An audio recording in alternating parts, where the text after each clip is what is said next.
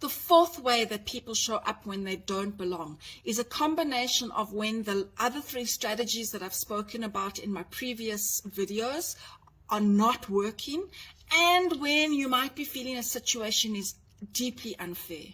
My name is Jo from loveshiftlive.com, and the way that you know that you're here is that you're feeling very hurt and you feel furious, as my mother would say. And there's a good chance if you're feeling hurt and furious, the other person might be feeling hurt and furious too. And that is punishment, revenge, retaliation. So you see it between couples where the one person does something that hurts the other. It could be something big like being unfaithful, or it could be something like not doing one's chores. And the other person feels really hurt and uncared for, unloved and deceived. And so they do something in retaliation back. And then that becomes the cycle. Both people end up feeling hurt and keep doing things. And it's not always conscious. You might be a good person who can never imagine yourself as being someone who would act out of retaliation. Now, I remember when my husband said to me, Jo, you're doing this to hurt me. And I was taken aback because that's, it's not my natural mode to do things consciously to hurt another person. And I had to own this part of me that was capable of punishing someone. With parents and teens, I've seen it when a teenager feels the situation is unfair and they feel that their parents are just not caring about them, not hearing about them, and they feel unseen. And then that teen, especially older teens, they start to act out, not because they're acting out of rebellion, so much as wanting to actually punish their parents. They want their parents to feel the pain of what they're feeling.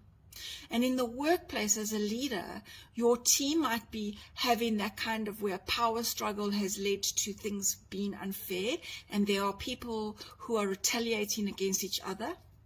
Or it might be against you because they feel that you've created a situation that's unfair. Or you might even feel that the situation is unfair against you, and you're not able to own your power as a leader. Now, there are situations where there is systemic unfairness, and people are feeling powerless, and you might be feeling powerless in the situation.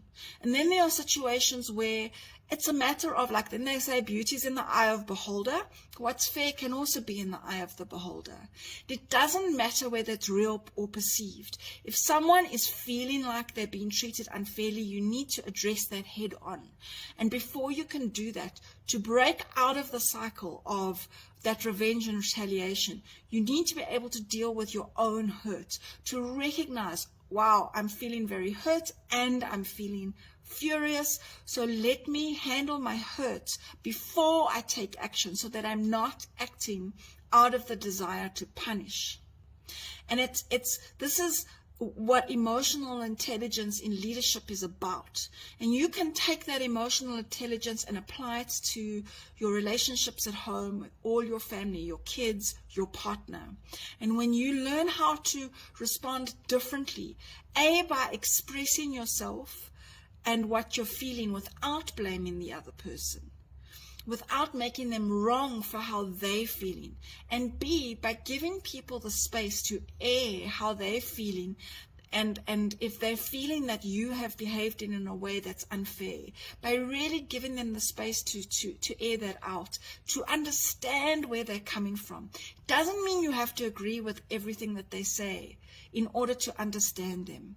So often what we just need from each other, first of all, is empathy, and second of all is then to address the issue that leaves people feeling like the situation is